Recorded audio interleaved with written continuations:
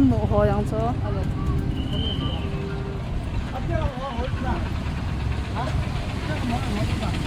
trek thì nào mà ta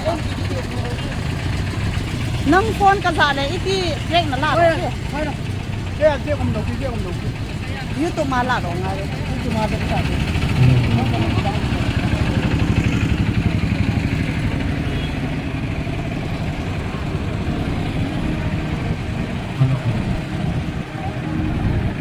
sa no mo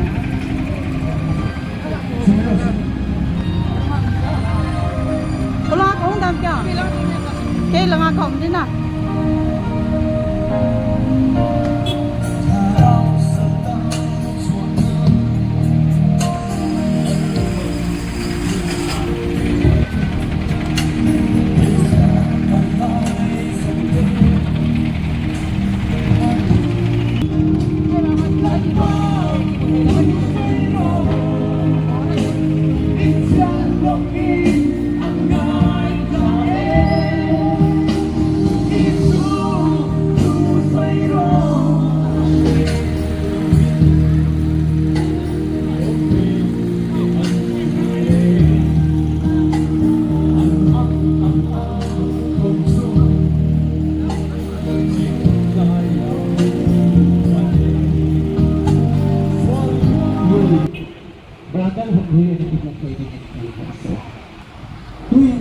sa pagsa na sa ginagawin ang mga gawin ng